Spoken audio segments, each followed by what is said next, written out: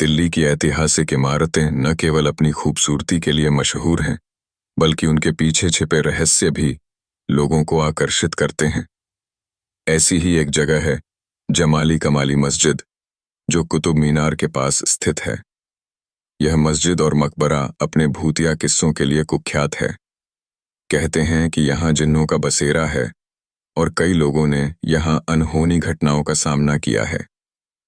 विक्रम और अली, दो दोस्त जो दिल्ली विश्वविद्यालय में पढ़ाई कर रहे थे, हमेशा रोमांचक और रहस्यमयी जगहों की खोज में रहते थे। एक दिन उन्होंने जमाली कमाली मस्जिद के बारे में सुना और वहां जाने का फैसला किया। उनके साथ उनकी दोस्त नेहा और रोहित भी तैयार हो गए। सुना है यहाँ रात में जिन्नों की आवाजें आती हैं, नेहा ने डरते हुए कहा। अरे सब अफवाहें हैं, चलो देखते हैं, अली ने हंसते हुए कहा। शाम होते ही चारों दोस्त मस्जिद पहुंचे। वहां का वातावरण अजीब था। अत्यधिक शांति, हल्की हल्की ठंडी हवा और पेड़ों के झुरमुट में छिपी एक ऐतिहासिक इमारत। यहां अजीब सी फीलिंग आ रही है, रोहित ने धीरे से कहा। वे अंदर गए।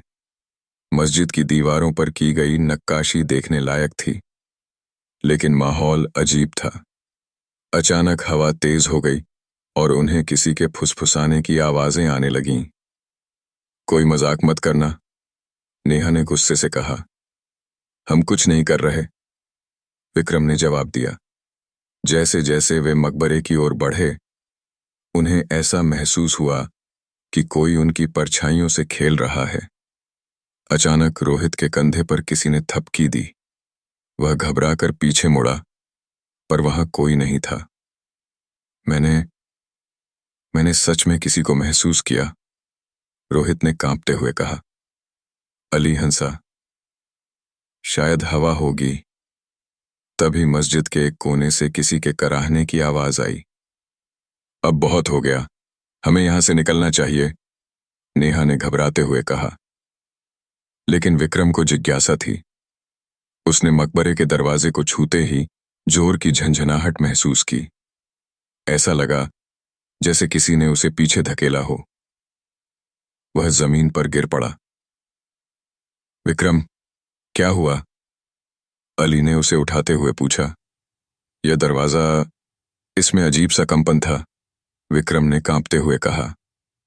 तभी मस्जिद के अंदर किसी के चलने की आहट सुनाई दी। चारों दोस्तों की नजर एक अंधेरे कोने में पड़ी, जहां एक लंबी काली छाया हिल रही थी। वह क्या था? नेहा ने कांपती आवाज में पूछा। अचानक वह छाया उनकी ओर बढ़ने लगी।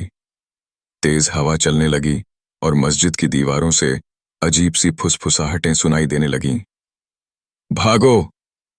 अली ने चिल्लाते हुए कहा। चारों वहां से भागने लगे, लेकिन दरवाजा बंद हो गया। दरवाजा खुल नहीं रहा, रोहित ने घबराकर कहा। तभी एक गहरी आवाज गूंजने लगी। तुम लोग यहां क्या कर रहे हो? उनकी आंखों के सामने एक लंबी कद काठी वाला, लाल आंखों वाला जिन्न प्रकट हो गया। यहां इंसानों का आना मना है, जिन्न ने गरजती आवाज में कहा। भूतिया रात और जिन्नों का श्राप, नेहा ने हिम्मत जुटाकर कहा। हमें माफ कर दीजिए, हम सिर्फ देखने आए थे। जिन्न हंसा। जो यहां आता है उसे इसकी कीमत चुकानी पड़ती है। अचानक रोहित जमीन पर गिर पड़ा। उसके शरीर पर नील के निशान उभरने लगे, जैसे किसी ने उसे जकड़ लिया हो। विक्रम ने हिम्मत करके कहा, हम सच में माफी चाहते हैं, कृपया हमें जाने दें। जिन्न ने कुछ बुदबुदाया और फिर हवा में विलीन हो गया। दरवाजा अपने आप खुल गया। चारों तेजी से बाहर भागे।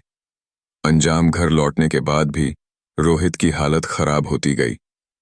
वह बड़बड़ाने लगा। वो यहां है, वो मुझे नहीं छोड़ेगा। एक मौलवी से मदद लेने पर पता चला कि रोहित पर जिन्न का असर हो चुका है। कई दिनों की झाड़ फूंक और दुआओं के बाद ही वह ठीक हो पाया। इसके बाद चारों ने कसम खाई कि वे फिर कभी ऐसी जगह नहीं जाएंगे।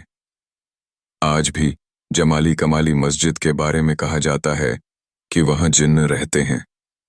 कई लोगों ने वहां अजीब घटनाओं का सामना किया है। अगर आप कभी वहां जाएं तो सावधान रहें, क्योंकि आप नहीं जानते कि आपको कौन देख रहा है।